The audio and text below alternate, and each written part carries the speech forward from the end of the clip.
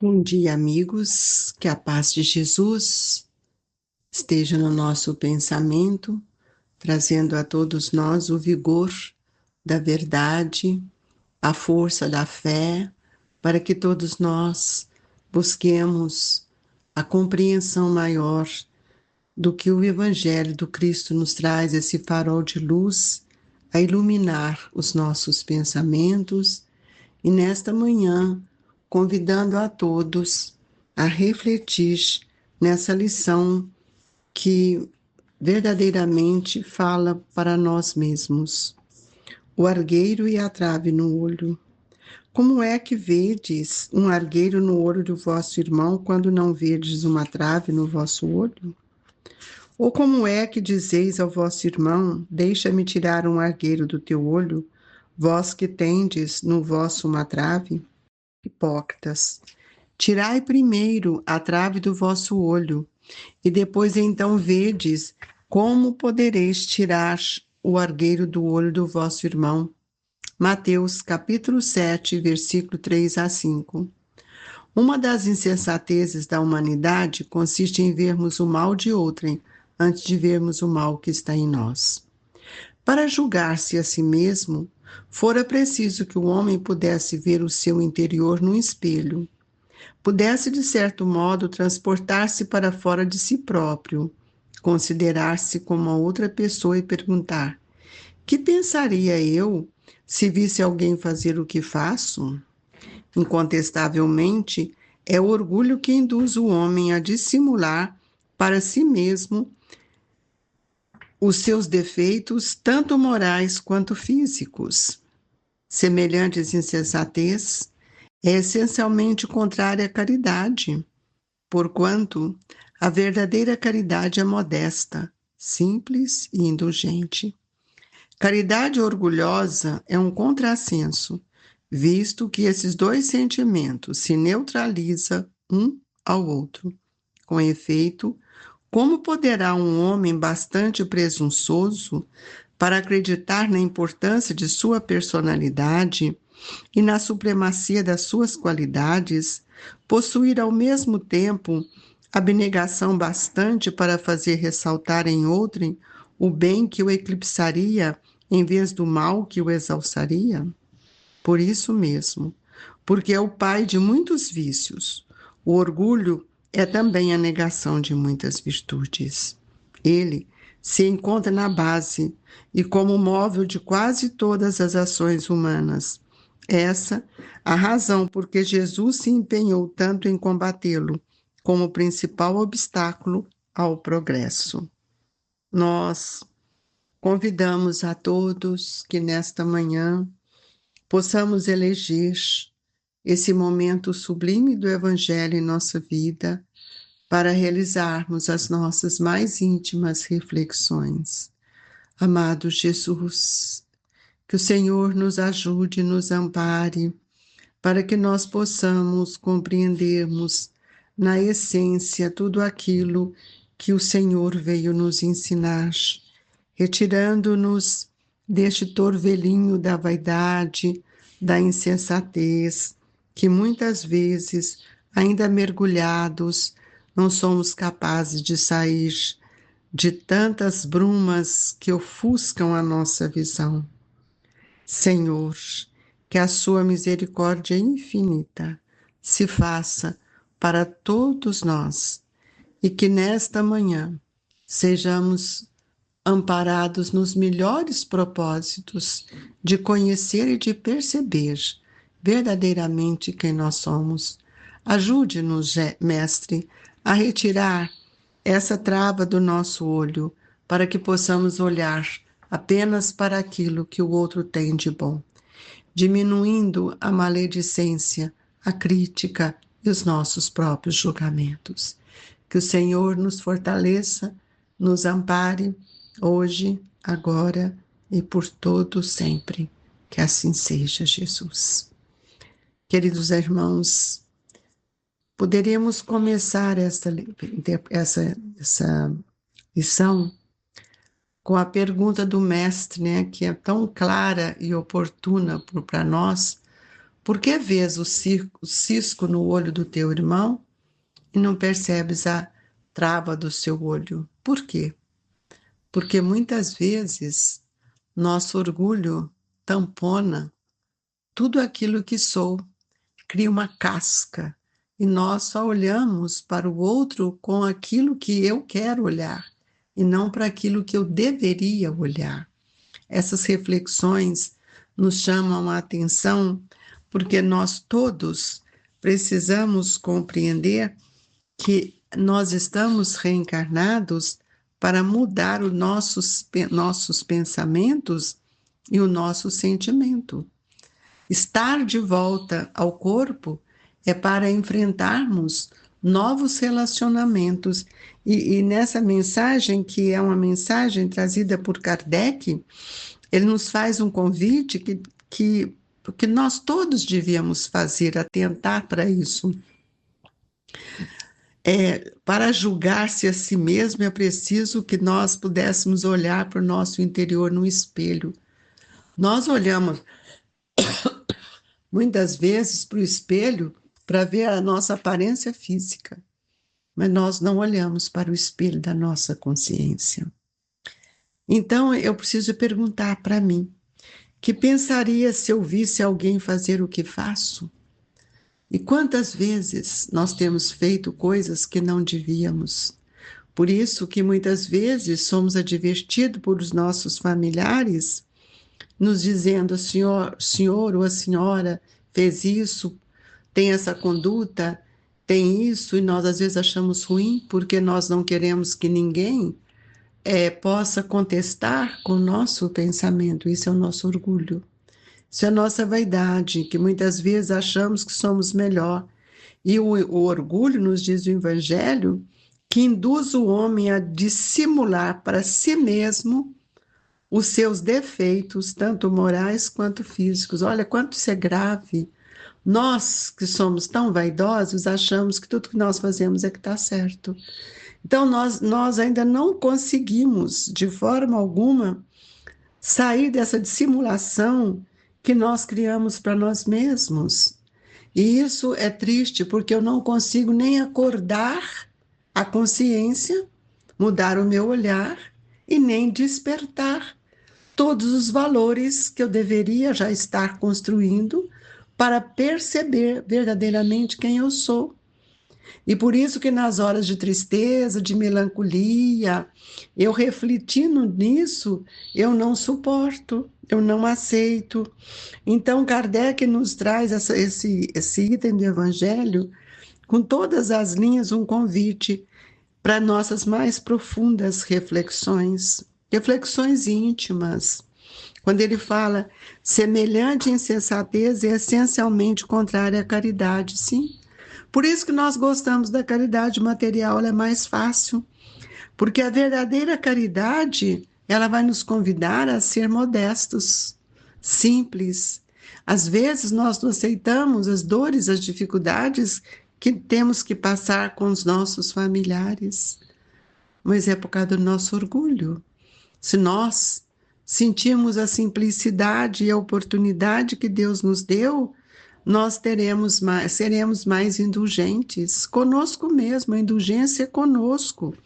E nós precisamos entender que essa caridade orgulhosa que muitas vezes eu faço é um contrassenso, porque esses sentimentos, eles neutralizam um ao outro, que é tudo isso que eu penso que sou, mas eu não sou. Por isso que ele nos diz, semelhante insensatez é essencialmente contrária à caridade, porquanto a verdadeira caridade é modesta, simples e indulgente. E a caridade orgulhosa é um contrassenso contra a modéstia, contra a simplicidade, a humildade. Então, visto que esses dois sentimentos se neutralizam um ao outro, e é por isso, amigos, que eu preciso cada dia mais ponderar, olhar as minhas presunções. Às vezes nós precisamos responder, eu sou um espírito presunçoso. Eu acredito na importância da minha personalidade. E nós esquecemos do tempo que nós precisamos cultivar, que é o tempo da nossa abnegação. Então, é imprescindível, amigos, que todos nós nos esforcemos para habituar a ter uma visão diferente, uma visão que nos ajude a procurar o melhor que nós podemos fazer.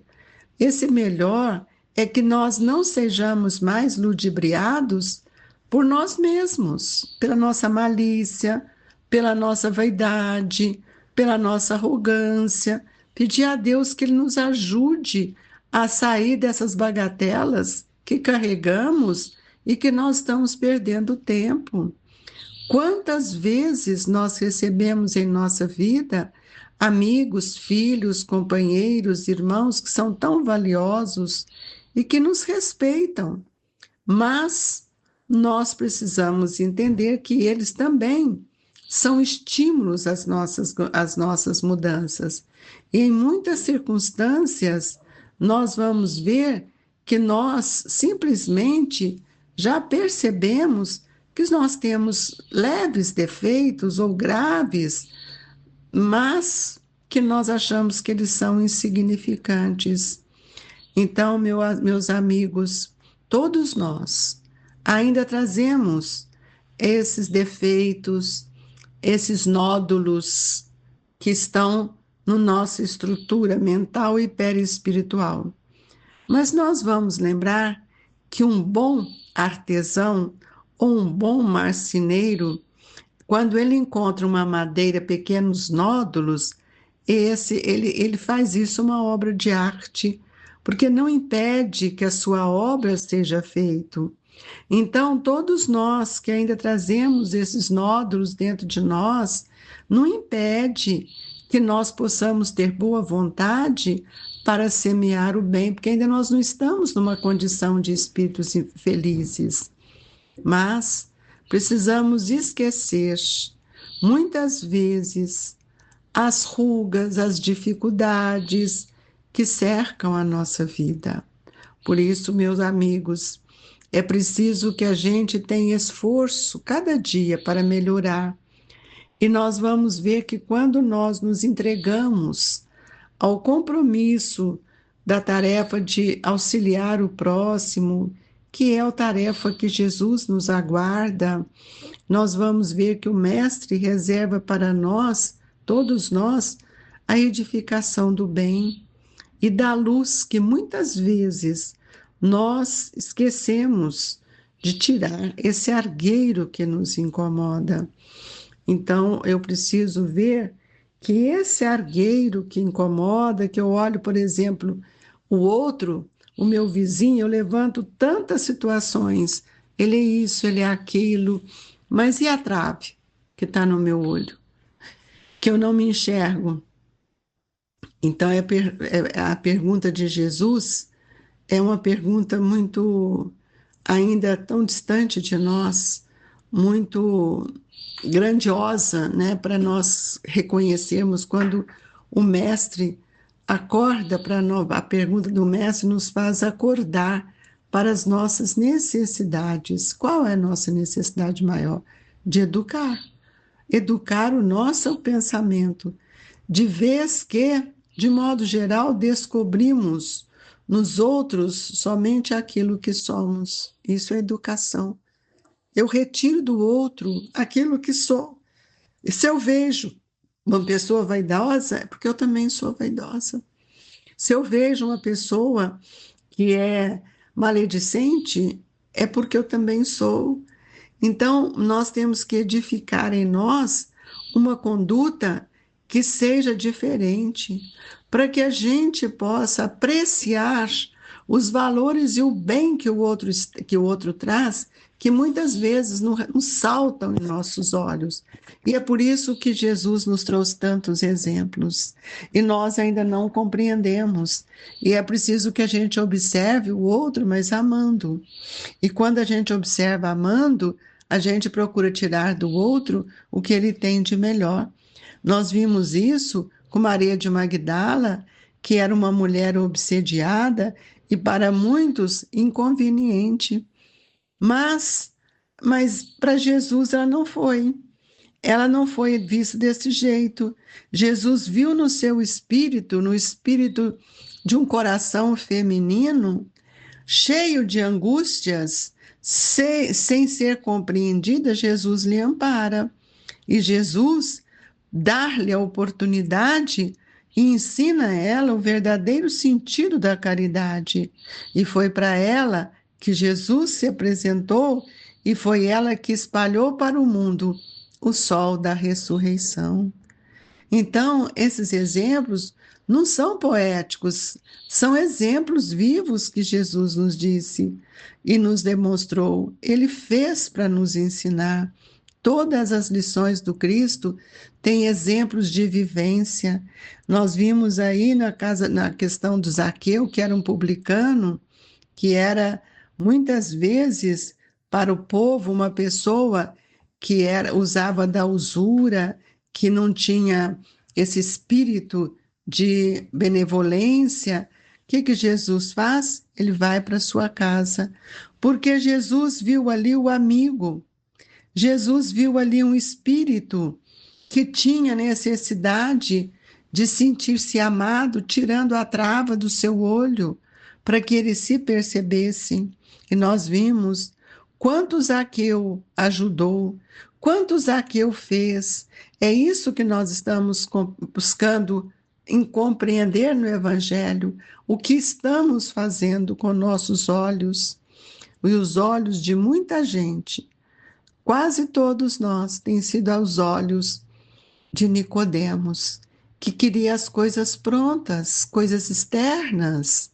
E há quantos Nicodemos na nossa vida? E Jesus diz: não adianta ter todo o conhecimento das leis, é preciso sentir. Sentir é viver. Eu não sinto a lei se eu não vivenciar. E aos olhos de muita gente, Simão Pedro, que parecia ser fraco porque ele contestou tantas vezes, negou Jesus, foi ele que recebeu toda a luz do Pentecoste e vinculou ao evangelho do seu coração, servindo, amando e repartindo conosco o amor, a benevolência e a caridade. Então, amigos, façamos esse olhar interno, essa viagem interna para dentro de nós, e que na infinita misericórdia sejamos todos amparados pelo seu amor.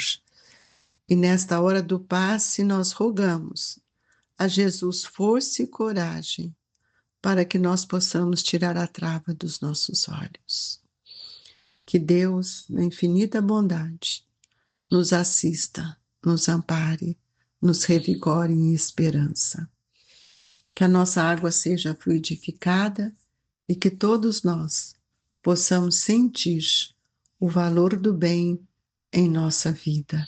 Reparte, Senhor, com todos nós essa luz, para que nós possamos buscar nas fagulhas dela força, esperança e caridade numa ação nobre, sendo modestos, simples e verdadeiros. Deixamos no coração de todos as vibrações do Grupo Espírita Esperança e Caridade, pedindo a Deus que nos sustente, nos ampare, nos fortaleça, hoje, agora e por todo sempre. Que assim seja, amigos.